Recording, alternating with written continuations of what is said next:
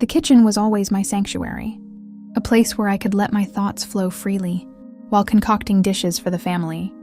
The rhythmic sound of chopping vegetables, the sizzle of onions in a pan, and the comforting aroma of herbs always calmed my mind. Today, however, was different. I had unexpected company. But there he was, my nephew Alex. Standing in the doorway, his usual cheeky grin replaced with something more subdued. Alex had always been a bit of a free spirit, constantly surprising us with his antics and unexpected visits. But this time something seemed off. "Aunt Linda," he said, stepping into the room, his eyes scanning the countertops filled with ingredients. "I hope I'm not disturbing you." "Not at all, Alex," I replied, wiping my hands on a towel. "What brings you here so unexpectedly?" He hesitated, glancing down at his feet before meeting my eyes. "I just needed to get away for a bit. Thought I'd come to see you." There was a certain heaviness in his tone that I hadn't heard before. Concerned, I sat down the knife and leaned against the counter. Crossing my arms, "Everything all right?" He nodded, though it seemed more out of habit than truth. "Yeah, just needed a break. Life's been a bit overwhelming." I gestured for him to sit at the small kitchen table. "Well, you've come to the right place. What's on your mind?" Alex sat down, running a hand through his messy hair. "It's hard to explain. You know how it is when things just feel too much." I nodded, understanding all too well the pressures of life. "Sometimes talking about it helps." He gave a small, appreciative smile. That's what I was hoping for. I began preparing a cup of tea, something I often did when someone needed comforting. As I moved around the kitchen, I noticed Alex watching me closely, his gaze soft but intent. It was a look that made me feel slightly uneasy, not because it was inappropriate, but because it was unfamiliar coming from him. "You've always been the one I could talk to, Aunt Linda," he said, his voice gentle. Even when I was a kid, I smiled, pouring hot water over the tea leaves. "And I'll always be here to listen, Alex, no matter what." As we sat down together sipping tea, the conversation took on a more serious tone. Alex spoke about the pressures he was facing, work relationships, and the constant feeling of not living up to expectations. I listened intently, offering advice where I could, but mostly just being there for him. The atmosphere grew heavier, yet there was a strange sense of closeness between us that I hadn't felt before.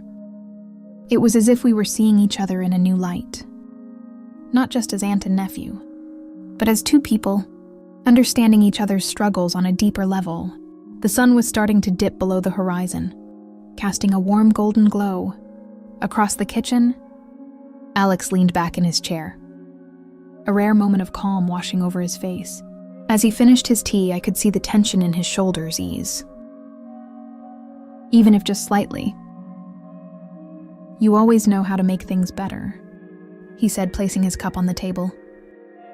"I don't know what I'd do without you." I gave a soft chuckle, brushing a strand of hair behind my ear. "You're giving me too much credit, Alex? Sometimes just having someone to talk to can make all the difference." He nodded, his eyes meeting mine again, lingering for a moment longer than usual. There was something in his gaze, an intensity that made my heart race ever so slightly.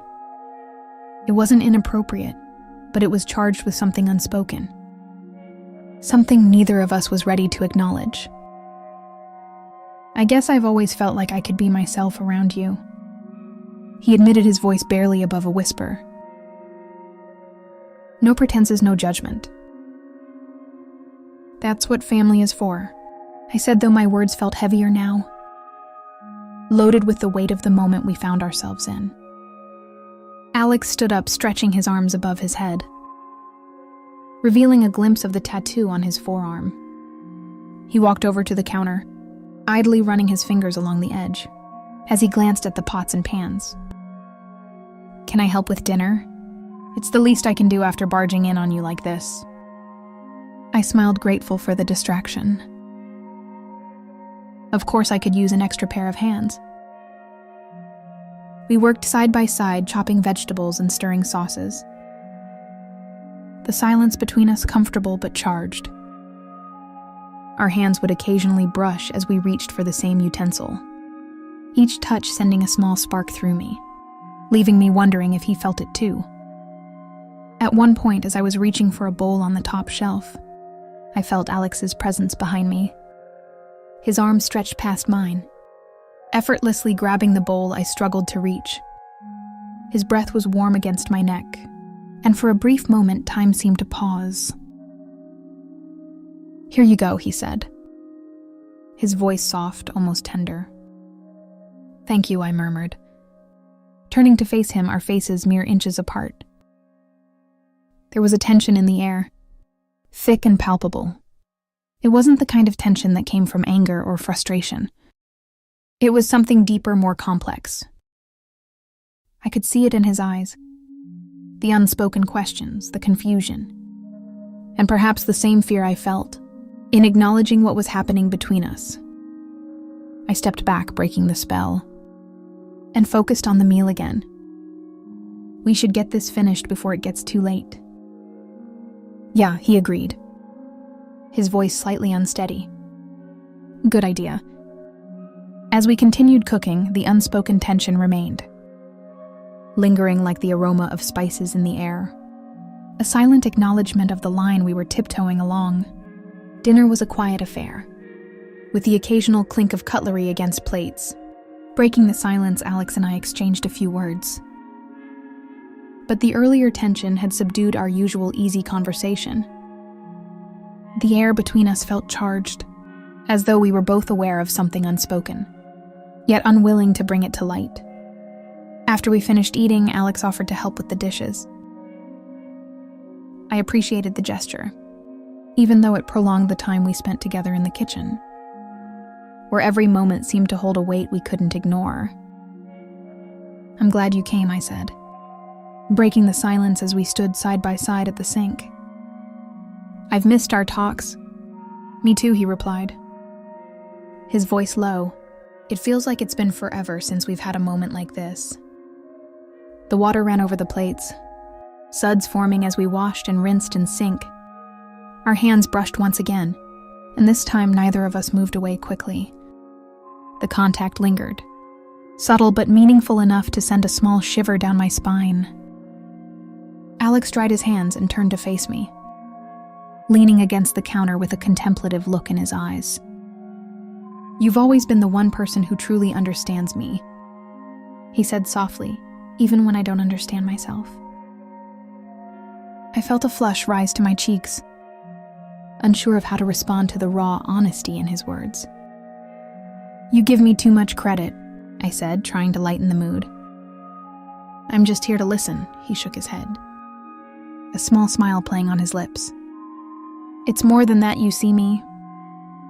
Really see me." The vulnerability in his voice struck a chord in me, and I realized just how deeply he trusted me. It was a trust that made this moment both beautiful and perilous, a delicate balance we were both struggling to maintain. "I think sometimes we all need someone who sees us," I said, gently placing a hand on his arm. "Someone who doesn't judge, who just gets it." His gaze dropped to where my hand rested, and he covered it with his own, the warmth of his touch sending a wave of emotion through me. When he looked up, there was a mix of gratitude and something else, something that made my heart skip a beat. "I don't know what I'd do without you," he murmured, his thumb brushing lightly against the back of my hand. The intensity of the moment was overwhelming. The air around us, thick with possibilities neither of us dared to voice. I could feel the pull, the magnetic draw that seemed to bridge the gap between us. But I knew we were teetering on a precipice. I gently withdrew my hand, offering him a small smile. "We should probably get some rest." "It's been a long day," he nodded, the moment broken but the undercurrent of tension still present. Yeah, you're right. As we tidied up the kitchen, the silence returned. But it was different now, filled with the weight of what had almost happened. What still lingered just beneath the surface. The kitchen was spotless, but the air between Alex and me remained charged. The unspoken tension clinging to the walls like an invisible fog. We moved in quiet synchronization, avoiding each other's eyes, both of us acutely aware of the boundary we had skirted earlier. As Alex gathered his things to leave, I followed him to the front door, the silence between us growing heavier with each step. The evening air was cool, a welcome contrast to the warmth that had enveloped the kitchen. He paused at the door, turning to face me one last time. Thank you for tonight, Aunt Linda. I really needed this. His words were simple, but the emotion behind them was anything but. I could see the gratitude in his eyes, but also the lingering confusion and conflict. It mirrored my own, the mix of relief and regret at having pulled back from the edge. Anytime, Alex, I said softly, offering him a reassuring smile. You know, you can always come to me. For a moment. He just stood there as if weighing the gravity of our interaction. The delicate balance we had managed to maintain. Then he leaned in, pressing a gentle kiss to my cheek. The gesture was tender, familial, yet the warmth that left behind was undeniable. Good night, he whispered, pulling away. Good night, I replied. My voice steadied despite the fluttering in my chest. I watched as he walked down the path, his figure gradually disappearing into the night. Closing the door, I leaned against it, exhaling a breath I hadn't realized I was holding. The evening had left me with more questions than answers, a whirlwind of emotions I wasn't ready to untangle. But one thing was clear. Alex and I had come dangerously close to crossing a line that if crossed could change everything. I made my way back to the kitchen, the familiar space now feeling different, as though it had witnessed too much. The memories of the evening played in my mind, each moment replaying with vivid clarity.